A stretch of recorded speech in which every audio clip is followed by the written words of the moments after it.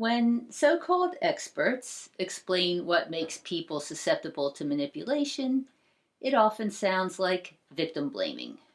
But in many cases, like mine, these mainstream explanations may not completely explain what happened. I'm Donna Andersen, author of lovefraud.com, and today I'm going to talk about psychological manipulation. Yes, the person doing the manipulating probably has bad intentions, but there may actually be a deeper purpose for the person who is manipulated. Okay, let's get started. A love fraud reader once sent me a link from Wikipedia on the topic of psychological manipulation. The article reflected mainstream expert views on how people engage in psychological manipulation and why their targets fall for it. Now, I am fine with Wikipedia's description of what manipulators do, but as far as why people can be manipulated, I think there may be more to the story. In my case, I know there was more to the story. The article relied heavily on 3 books, and they are Who's Pulling Your Strings by Harriet B. Breaker, The Psychopathology of Everyday Life by Martin Cantor, and In Sheep's Clothing, Understanding and Dealing with Manipulative People by George K. Simon. I've met George Simon, and he really knows his stuff. Simon says that there are 3 components of successful psychological manipulation, and they are, number 1, the manipulator concealing aggressive intentions and behaviors.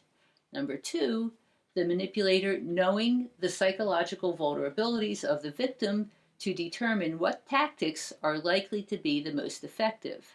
And 3, the manipulator having sufficient level of ruthlessness to have no qualms at all about causing harm to the victim if necessary.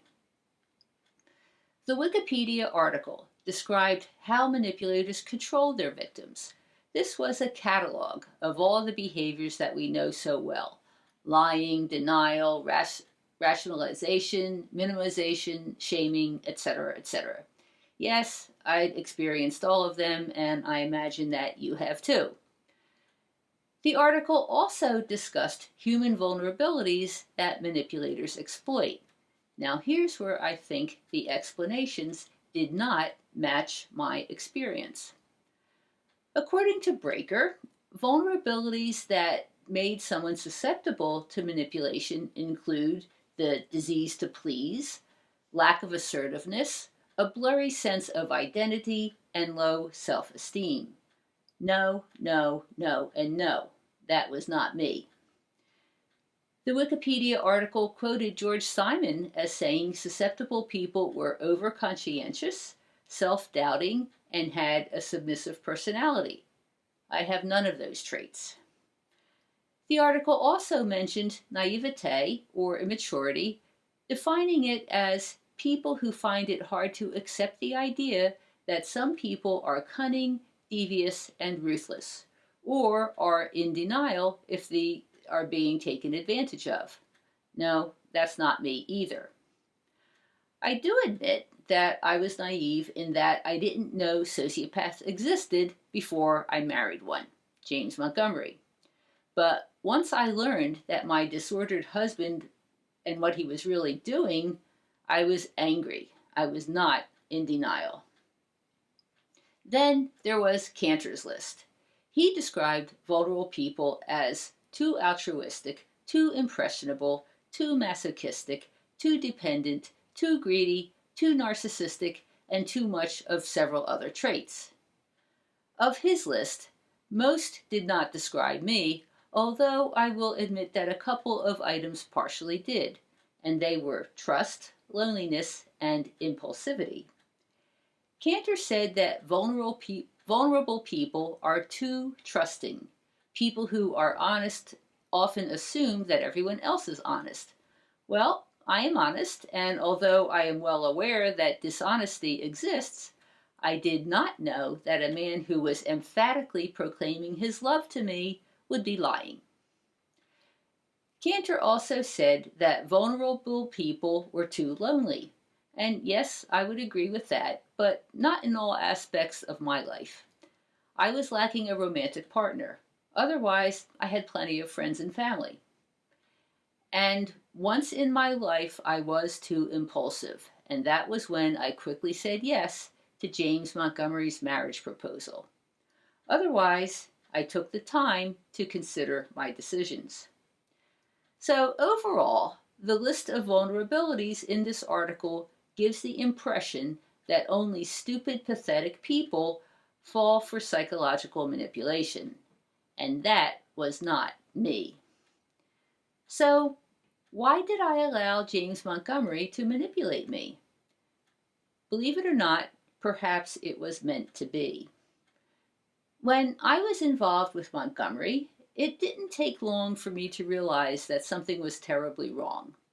He was telling me how much he loved me and how rich and successful we were going to be. But I knew that on some matters he was lying to me. I knew that he was taking my money. Eventually, I knew that he was cheating. So I prayed for guidance. I prayed to God, my higher power, my guardian angels. I kept receiving messages to stay with him, that everything would work out just fine. Now, this was not wishful thinking on my part. I strenuously questioned the guidance that I received. But I decided to trust my intuition and stay in the relationship until the shocking truth was revealed. Then I bolted.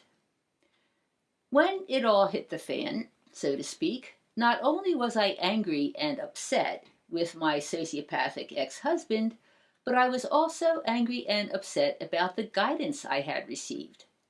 I couldn't understand it. I was clearly told to stay in my marriage.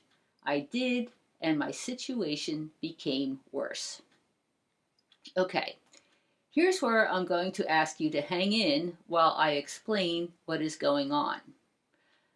We come into this world with important spiritual and energetic lessons to learn, so sometimes there is a larger purpose for the events in our lives. That's what happened to me. So here's how it goes. As I explain in my video called True Recovery from Betrayal, we are both physical and energetic beings. Along with our physical bodies, we have what you could call energy bodies, layers of energy that start within us and expand outward. Whenever we experience painful emotions or a betrayal, the event can create a disturbance in our energetic field. These disturbances stay with us until we release them. One way to release the disturbances is by allowing ourselves to truly experience the pain of what happened. Of course, nobody wants to do this because it hurts. So we may carry these disturbances in our energetic fields for years, decades, and even lifetimes. Eventually, our higher knowing decides that it's time to get rid of all the energetic disturbances. So to do this, our higher knowing arranges for us to encounter even more pain and betrayal until it hurts so badly that we can no longer contain the negative emotions and they come pouring out. With that, we are free.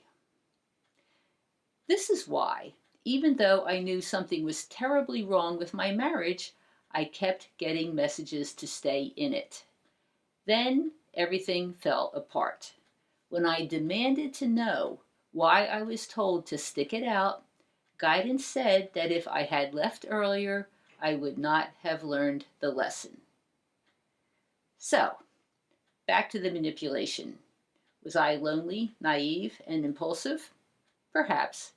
But these traits drew me into a situation which was a deep and important step for my personal journey to wholeness. I was not a victim. I followed the path that my soul and guidance had laid out. The journey was difficult, but also fruitful.